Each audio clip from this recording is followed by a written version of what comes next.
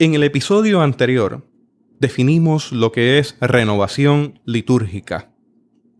Evaluamos los criterios para la selección de cantos en el culto.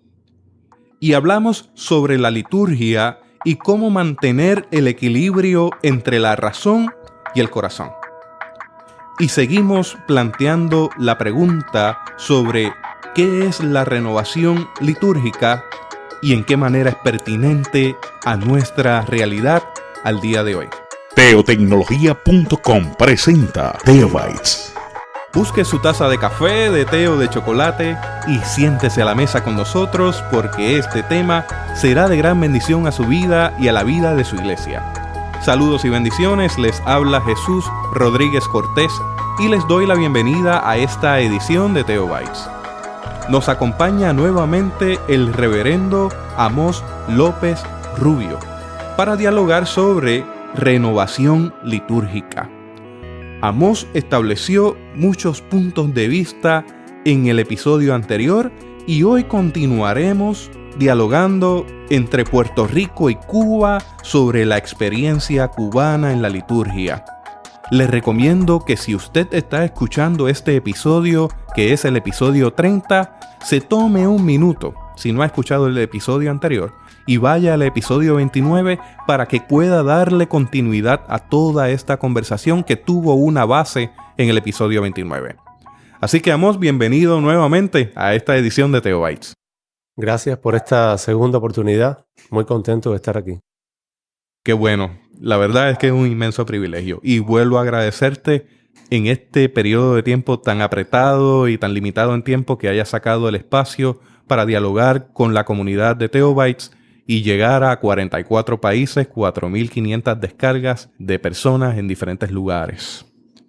Esperamos para ustedes que sea de gran bendición. Nos quedamos en el pasaje de los caminantes de Emaús.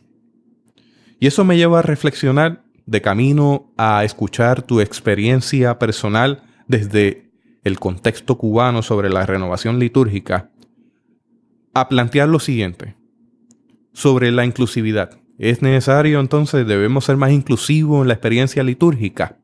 Es la primera pregunta que establezco. La segunda es si, en medio de toda esta cultura de la celebridad que nos arropa, que me imagino que en Cuba puede que sí, puede que no haya algo de esa cultura de la celebridad, pero en esta parte, particularmente de América Latina, hablando de Puerto Rico, la tecnología y la experiencia de esa cultura de la celebridad ha llevado en ocasiones a convertir el culto en un espectáculo. Así que la pregunta segunda sería si toda tecnología es aplicable a la experiencia litúrgica. Y finalmente me gustaría, Amós, para darte espacio para que puedas hablar en libertad, que nos compartieras ese proceso de renovación litúrgica en Cuba, a modo de testimonio, si hubo dificultades, si ha habido resistencia, doctrinas, entre otros asuntos que pudieran estar involucrados en este diálogo. Así que adelante, Amós, el micrófono es tuyo y este espacio es tuyo también. Bueno, yo creo que podemos comenzar hablando de la experiencia de la renovación litúrgica en Cuba y poco a poco los otros temas pienso que pueden ir cayendo ahí, ¿no? Por su propio peso. Vamos a intentar hacerlo así. El proceso de renovación litúrgica en Cuba tiene que verse de manera paralela e integrada a todo lo que pasó en el resto de América Latina. Es decir, a partir de la década del 60, en el 59, triunfa la Revolución Cubana. Cuba empieza a experimentar muchos cambios en todos los ámbitos de la vida. Y también la Iglesia tuvo que responder a todas las transformaciones políticas, sociales, culturales que la Revolución Cubana empezó a llevar adelante. Para nuestro caso, el desafío de ser iglesia en un contexto socialista también se convirtió en un desafío litúrgico. Como mencionaba en nuestro episodio anterior, la renovación litúrgica tiene que ir de la mano con la renovación teológica. En el caso de Cuba, a partir de la década de los 60, algunos teólogos, pastores comenzaron a desarrollar una reflexión teológica que pudiera guiar a la iglesia en ese nuevo momento histórico. Y esa reflexión teológica tuvo entonces como consecuencia la creación paulatina de una nueva himnología cubana. En ese sentido, yo quiero destacar el trabajo y la vida de Lois Kroeller, una misionera norteamericana de la Iglesia Presbiteriana que desde los años 60 se fue a trabajar en Cuba con esta denominación y que constituyó una de las pioneras de todo este proceso de creación de un nuevo canto comunitario que dialogara con la nueva realidad política, social, cultural que estaba significando la revolución en ese momento. Y a partir de la obra de Lois, de todo lo que ella promovió, no solamente en la Iglesia Presbiteriana reformada en Cuba, sino también en el movimiento ecuménico cubano, porque ella tuvo también liderazgo en el movimiento ecuménico. A partir del trabajo de Lois vinieron otros y comenzaron a escribirse misas, como la misa cubana de la Iglesia Episcopal en Cuba, de Pedro Triana y Clara Ajo, que ha sido una misa también bastante difundida en América Latina, y a esta misa le han seguido otras. No voy a abundar en la parte católica, voy a tratar de concentrarme más en la experiencia protestante, pero también es bueno decir que toda la renovación que implicó el Concilio Vaticano II, en términos de renovación litúrgica para la Iglesia Católica, tuvo también su repercusión en América Latina y en Cuba, específicamente, donde surgió un conjunto de autores y autoras de mucha importancia, como Perla Moré, Roger Hernández y otros, y que la Iglesia Católica ha ido publicando nuevos cantorales con toda esta música que se ha ido generando dentro del catolicismo en Cuba. Lo menciono porque no solamente ha sido importante en América Latina, sino porque también la propia renovación que hemos experimentado los protestantes ha sido también inspirada por lo que ha pasado en el ámbito católico. Y muchas de las canciones que nosotros escuchábamos cuando nos sentábamos a escribir nuestras primeras canciones también tenían la impronta y la inspiración de esta nueva música litúrgica que también venía impulsada por los aires del Vaticano II. Y bueno, en América Latina hay autores muy importantes que han marcado la renovación litúrgica en América Latina en general. Y bueno, yo creo que eso es importante tenerlo en cuenta. Entonces, volviendo al ámbito protestante, en la década del 80, Heber Romero, proveniente de la Iglesia de los Pinos Nuevos, escribe la liturgia criolla, apoyado y acompañado por el presbítero Carlos Camps de la Iglesia Presbiteriana. Y esta liturgia criolla de Heber Romero realmente ha sido una obra de gran difusión, de gran impacto en esa época y después internacionalmente. Muchos de los himnarios que se han producido en los últimos años en iglesias como la Iglesia de Discípulos de Cristo, la Iglesia Metodista, la Iglesia Presbiteriana, en Cuba y fuera de Cuba, y que han incluido la nueva himnología que se ha producido en estas últimas décadas, en muchos de ellos aparece la obra de Heber, de Lois, de Clarita y de Pedro. Y han sido así como las figuras que más han marcado este nuevo proceso creativo de nuevos cantos en Cuba, cantos que expresen no solamente una buena poesía, sino también cantos que expresan nuestra realidad desde la naturaleza cubana hasta la vida de los cubanos y las cubanas, los procesos sociales que estamos viviendo y cómo la Iglesia ha ido respondiendo a esa nueva necesidad y a esa nueva realidad a través de su misión. Yo pertenezco a otra generación que también de ella participan muchos autores que considero y autoras que han hecho también una obra de gran valor y que hemos intentado compendiar en un himnario que publicamos a través del Consejo de Iglesias de Cuba en el año 2004 y que titulamos Con todo el corazón, justamente inspirados en una canción de Lois, que ella tituló así, Con todo el corazón, que bueno, es una frase de un salmo, pero fue una obra de Lois que ella hizo hace algún tiempo, y recordándolo a ella, de alguna manera rindiéndole algún homenaje, quisimos titular el himnario Con todo el corazón. Y este himnario ya tiene un compendio más reciente de toda la himnología cubana, de diversas denominaciones, cristianas en Cuba de todo lo que se ha venido creando en los últimos años. Tiene más de 200 himnos. Eso fue en el 2004. Ya han pasado algunos años y yo diría que ya estaríamos en condiciones de volver a trabajar en la publicación de una segunda o de un segundo tomo de este himnario, porque realmente la creatividad no se detiene y hay mucha gente joven creando música en nuestras iglesias y música con un valor estético, teológico, como hemos venido mencionando. La experiencia cubana ha sido también alimentada por la experiencia, por ejemplo, de la renovación litúrgica que ha promovido el Consejo Latinoamericano de Iglesias. O sea, Cuba ha tenido presencia y ha tenido también aportes al trabajo de la red de liturgia de CLAI, y al mismo tiempo la red de liturgia de CLAI y todo lo que ha hecho en el continente nos ha ayudado mucho en nuestra propia experiencia de renovación en Cuba. No solamente en la nueva himnología, sino también en las nuevas formas de hacer liturgia, incorporando los lenguajes a los cuales yo hacía referencia en nuestro encuentro anterior, sobre todo en el lenguaje simbólico, corporal. Yo creo que hemos ganado mucho en la incorporación de esos lenguajes con todo lo que ha promovido la red de liturgia de CLAI.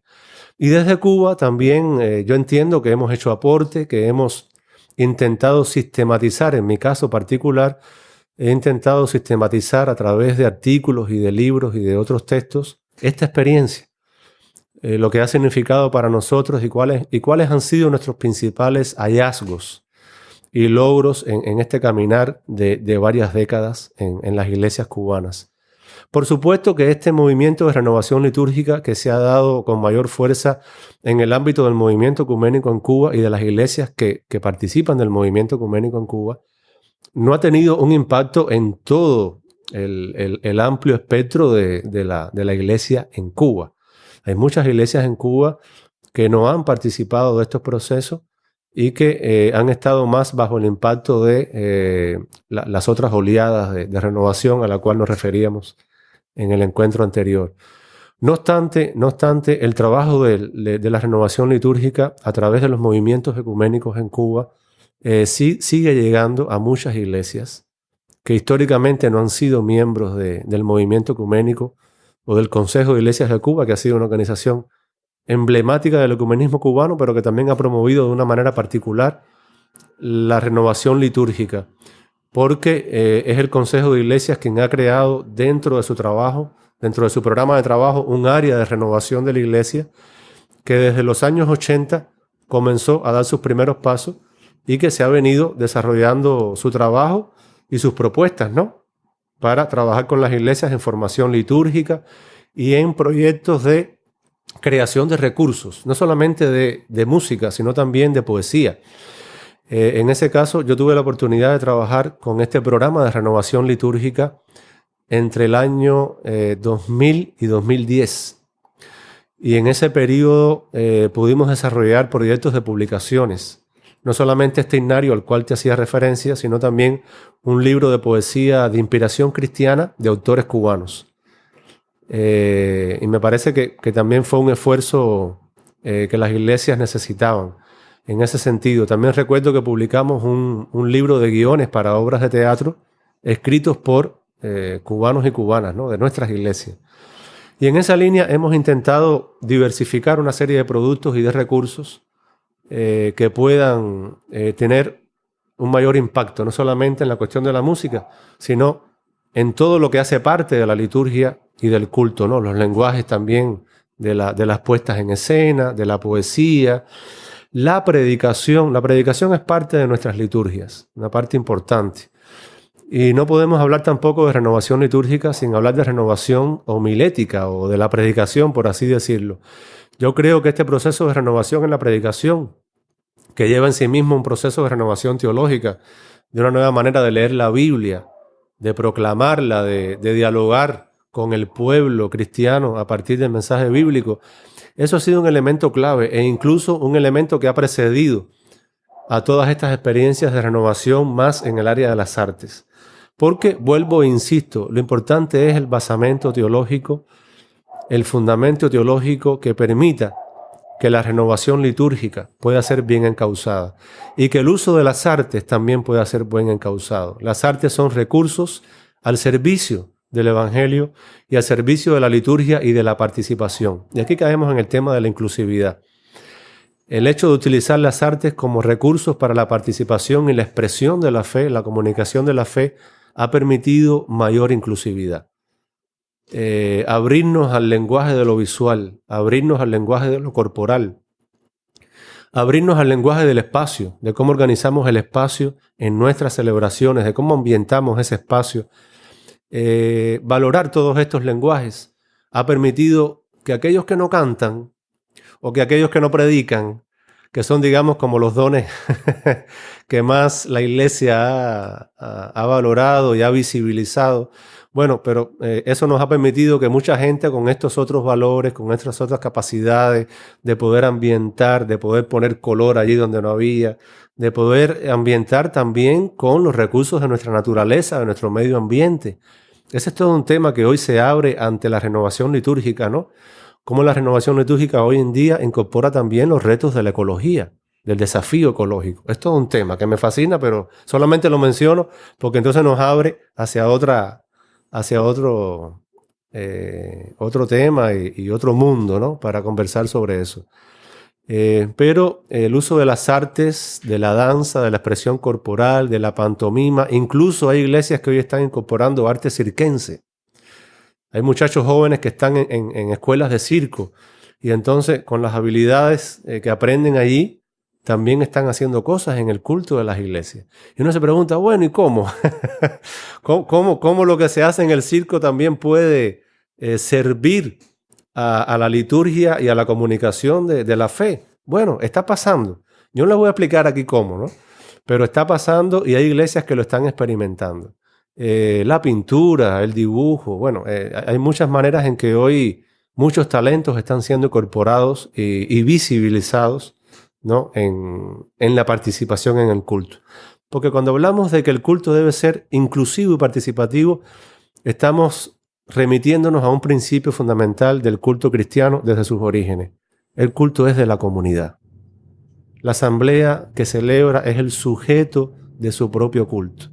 Por lo tanto, no puede ser que alguien, desde una posición de liderazgo, por más que la presidencia del culto sea necesaria o la conducción del culto sea necesaria, no puede significar nunca sustituir ese papel de sujeto, de protagonista que tiene la asamblea. Entonces, cuando hablamos de inclusividad, no hacemos otra cosa que remitirnos a este principio, ¿no? Y que si retomáramos las enseñanzas de la Reforma, tendríamos que recordar aquel principio reformado del sacerdocio universal del creyente, que no solamente pasa por el hecho de que cada cual es sacerdote del otro, ¿no? Y de que podemos interceder por la comunidad y de que el sacerdocio es un ejercicio de cada creyente, sino también el sacerdocio universal mirado como la posibilidad y el derecho que asiste a cada creyente de poder ejercer los dones y los carismas que el Espíritu de Dios le ha dado. Entonces, el participar, sentirse parte, sentirse protagonista y no solamente asistir a algo que otros hacen para que yo lo mire desde un lugar, yo creo que la inclusividad es un principio fundamental, tanto como el sustento teológico de nuestra liturgia, porque el culto es el culto de la comunidad y sin comunidad no hay verdadera liturgia. Entonces, incluir pone delante de nosotros el reto no solamente de entender de que la comunidad es protagonista, sino de buscar las maneras de que realmente sea protagonista, a través de sus dones, a través de las posibilidades que tiene la comunidad. No todo el mundo tiene la capacidad de leer bien en público. Por lo tanto, es erróneo querer que algunas personas lean en público cuando no lo pueden hacer bien por el afán de que puedan participar de alguna manera. No. Es decir, de acuerdo con los carismas que el Espíritu te ha dado, entonces a partir de ahí vamos a buscar un espacio, vamos a buscar la manera en que tú puedas ser parte de la liturgia que es la obra del pueblo. ¿Qué es lo que significa el término, no? Cuando uno lee el Nuevo Testamento, ya el término tiene un enfoque un poco más religioso, pero su origen en la comunidad griega tiene que ver con el servicio que se ejerce en favor de la comunidad. Cualquier obra de carácter público que rinda un servicio a la comunidad, que ayude a alguien en necesidad, que resuelva un problema social, es liturgia.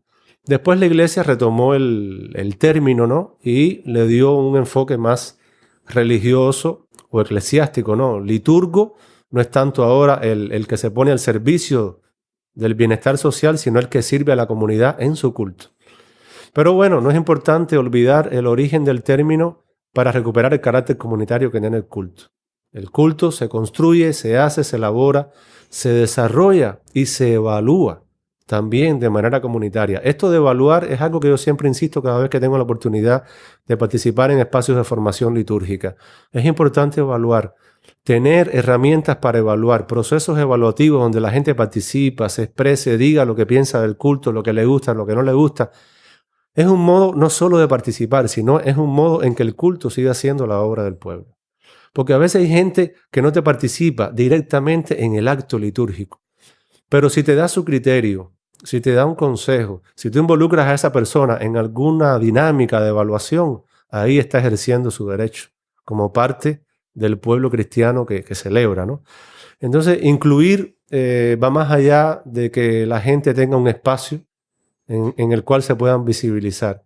Incluir es tratar de que la liturgia sea la obra del pueblo, desde todas estas aristas que hemos mencionado.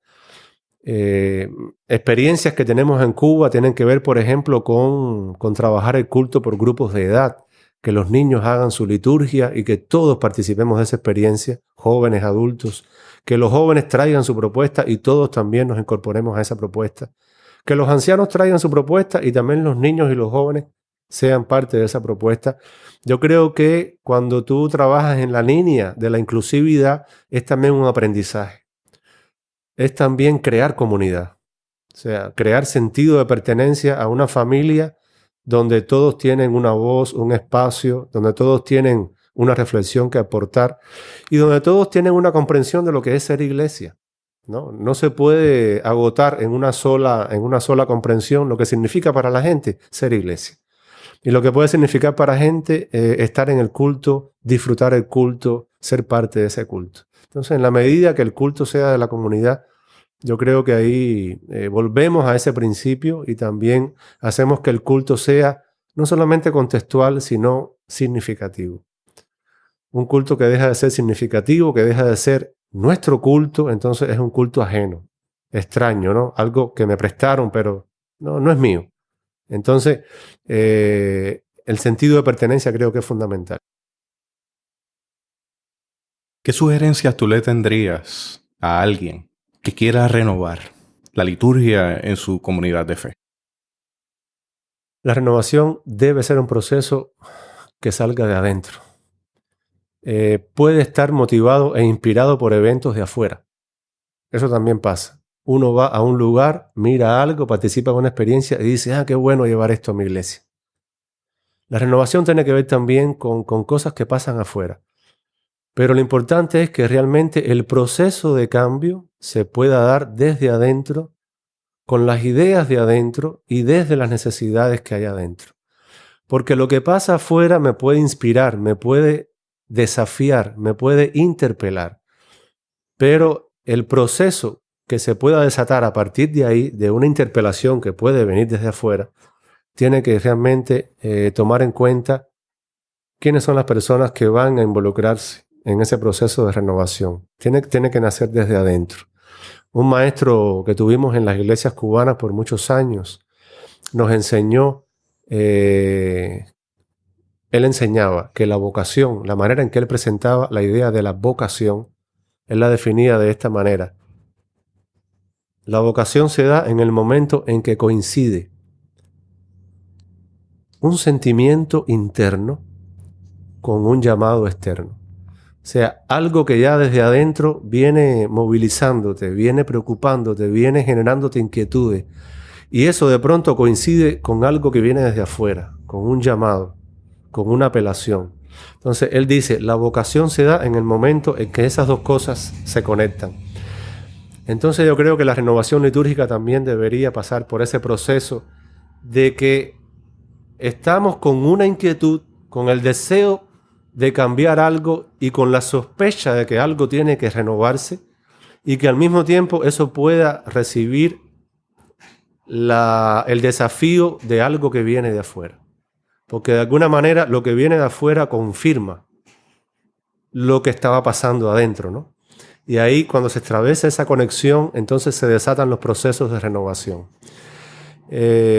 Así que entrar en un proceso de renovación litúrgica es entrar en un proceso de autorreflexión y de intentar tomar distancia y de ser autocríticos y de decir cómo estamos haciendo las cosas, cómo las podemos hacer. ¿Podrían ser mejoradas? ¿Podríamos hacerlo de otra manera? ¿Lo estamos haciendo de la mejor manera? ¿Esta es la única manera de hacerlo? Y ese proceso de mirarse por dentro, de autoevaluarse, yo creo que siempre tiene que ir de la mano con una vuelta a la raíz. Y la raíz es la Biblia, ¿no? O sea, siempre toda esta inspiración hay que buscarla en lo que pasaba con el pueblo hebreo, lo que pasaba con las primeras comunidades, cómo Jesús encaró el tema de la renovación. Jesús tiene muchas cosas que enseñarnos si queremos plantearnos seriamente el tema de la renovación litúrgica. Y solamente menciono las palabras que él le dijo a la mujer samaritana en Juan capítulo 4. Llegó la hora, mujer, que lo importante no es el lugar donde tú celebres el culto. Lo importante no es si vas al templo de Jerusalén o si vas al templo de Jericín. No, lo importante no es el lugar que nosotros consideramos sagrado. Lo que Dios busca son adoradores que le adoren en espíritu y en verdad. Y eso es algo que tiene que ver mucho con las búsquedas internas que yo estaba mencionando y al mismo tiempo con un llamado que viene de afuera. Hay ahí un aspecto de disciplina espiritual. Claro. Para dar entonces con este proceso de renovación litúrgica. Adorar a Dios en espíritu y en verdad nos coloca en el camino de las experiencias, de los sentimientos, no tanto de las cosas que nosotros establecemos por tradición. Adorar en espíritu y en verdad va más allá de los lugares ya señalados, de las cosas aprendidas. Adorar en espíritu y en verdad es una búsqueda constante. Es dejar el espacio abierto para que el Espíritu de Dios se siga manifestando y nos conduzca a nuevas verdades. Porque a veces cuando uno llega a determinadas verdades, uno se queda estancado en el camino, ¿no? Descubrí lo que significa realmente la liturgia renovada. No, esa verdad me puede servir para un tiempo. Pero al cabo de ese tiempo, el Espíritu de Dios vuelve a tocar a mi puerta y a decirme, bueno, hay otras verdades todavía por descubrir. Entonces, yo creo que Jesús está llamando a una apertura a lo que el Espíritu quiere hacer en nosotros. Yo creo que la renovación pasa también por una apertura a lo nuevo, pero a lo nuevo que el Espíritu quiere producir en nosotros. Entonces ahí es donde hay que tener cuidado, paciencia y mucho discernimiento de ese Espíritu de Dios, ¿no? Porque a veces en el deseo de querer hacer nuevas las cosas, pues entonces cometemos muchos errores y algunas cosas que son valiosas las podemos dejar atrás. Entonces, estas palabras de Jesús, el Señor busca adoradores que le adoren en espíritu y en verdad. No tiene que ver con el lugar, no tiene que ver con el orden de culto, no tiene que ver con la manera en que venimos haciendo las cosas hasta ahora, sino que tiene que ver con una actitud permanente de apertura a lo que el Espíritu quiere producir en nosotros. En el caso de Cuba, yo creo que la iglesia cubana tuvo la suficiente valentía de abrirse a lo que el Espíritu nos quería decir en ese momento, desde los años 60. Y entonces en esa postura tenemos que mantenernos, seguir abiertos a ver qué más está por venir, qué más está por llegar, qué es lo que Dios nos quiere seguir mostrando en términos de renovación y de cambio. Entonces, han sido tantas las cosas buenas que hemos aprendido, han sido tantas las cosas buenas que hemos podido hacer. Ha sido tan bueno para las iglesias, pero aún así uno no puede sentirse satisfecho. Uno no puede decir la obra está terminada.